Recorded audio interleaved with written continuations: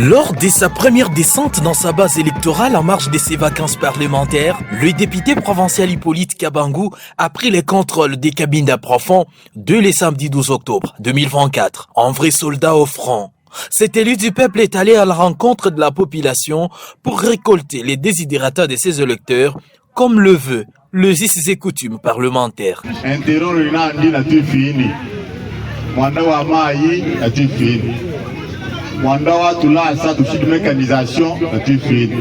Cadre de la nouvelle alliance de Génération pour la République AGRN en sigle, parti cher au professeur Adolphe Lumanu Moulinta Branansifou, Hippolyte Kabangou Bintou a entamé son périple par le secteur de Lukashi Iloalou en parcourant le village Chisosé, Kanyengele, Lualaba 1 et 2, Tchoufuile 1 et 2 et Lubanga avant de chiter à Kamende, chef-lieu du territoire de Kabinda.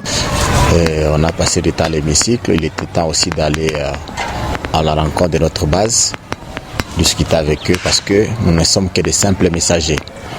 Un messager, c'est celui qui est porteur d'un message. Nous sommes allés recueillir ces messages-là auprès de notre base. Nous avons fait le secteur de Lukashi Iloalou, nous avons fait les villages Chisosé, le village Kanyengele, Lualaba 1, Lualaba 2, Tchoufoule 1, Tchoufoule 2, Lubanga. Nous avons fait un crochet vers le chef du territoire de Kabinda qui est Kamende, où nous avons passé en revue tous les services de l'État qui sont installés là sur place pour récolter aussi leurs désidératas et qui sont pratiquement les mêmes au fait. Et nous avons aussi fait les villages Ntala, les villages Nkonya 1, Nkonya 2. Et également nous sommes partis vers le village Kangeshi et aussi nous avons été à Kitentame et Bala et consorts. Donc nous avons visité pratiquement 3 groupements et Bakwa Kanyeba, Bakwa Mulungo, Bakwa Mbayo et prochainement nous allons nous étendre ailleurs. Sur fond d'un accueil de l'Iran partout, le député provincial Hippolyte Kabangou a eu des échanges avec la population qui lui a présenté ses désidératas, lequel se résume par la non-mécanisation des enseignants, la détérioration des routes des dessertes agricoles avec de menaces de ravins, le non-avancement du PDL 145 territoire, les conflits coutumiers qui sévissent dans cette partie de la province, pour ne citer que cela. Dans la plupart des cas, vous savez, la seule entreprise que nous avons ici chez nous, c'est l'EPST. Et dans la plupart des cas, les écoles ne sont pas mécanisées. Par exemple, prenons juste un échantillon de la sous-division de Kabinda 3, qui a pratiquement 250 quelques écoles. Et puis dans les 254, moins de 130 écoles sont mécanisées. Donc vous vous rendrez compte que plus de la moitié d'enseignants font du bénévolat. Alors que chez nous ici, quand quelqu'un n'est pas parti au champ, il doit trouver quand même quelque part où on doit les payer à la fin du mois. C'est la première difficulté. La deuxième difficulté, c'est que nous avons trouvé que nos routes ne permettent plus l'évacuation des produits champêtres que notre population est en train de produire à chaque saison. Autre chose, les hôpitaux, les centres de santé, il n'y a pas de matériel, il n'y a pas de médicaments, mais également la mécanisation des fonctionnaires depuis les arrêtés de 2018. Jusqu'à aujourd'hui, ces fonctionnaires-là ne sont pas toujours mécanisés. Caractérisé par la parfaite maîtrise de missions régaliennes dans le député provincial, Hippolyte Kabangou a promis son implication parlementaire pour que le gouvernement provincial trouve des solutions aux problèmes qui affectent cette entité. Nous sommes parlementaires, nous sommes là pour faire les suivis et les contrôles. Ça veut dire que au-delà de la production législative à laquelle notre population s'attend, nous devons aussi veiller à ce que l'exécutif provincial tienne au mieux vivre de notre population. À ce niveau-là, je leur ai dit que je ferai votre plaidoirie en bonne et due forme, je serai votre porte-parole et je ferai le suivi en sorte que vos désirata trouvent des solutions. Parce qu'au-delà d'avoir des entrées à Kabinda, nous avons aussi des entrées à Kinshasa.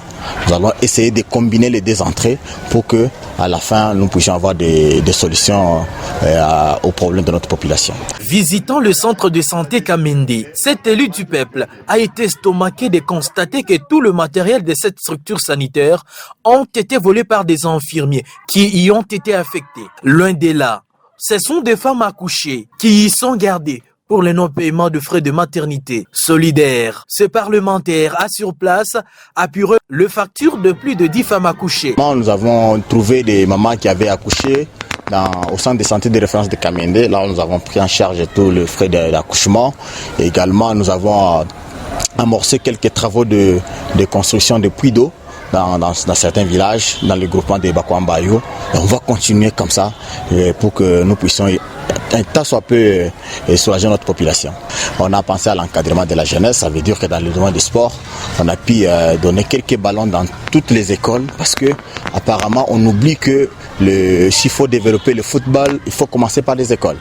Encadrer les jeunes talents à se développer pour que demain nous puissions avoir des bons joueurs. On a pu prendre cet aspect-là en compte, les écoles ont été prises en compte. Premier retour à la base. Depuis son élection, le sport des Cabinda territoire s'est aussi rendu dans le village Ntala, Ngabou, Konya 1 et 2. Ici, le refrain est resté le même.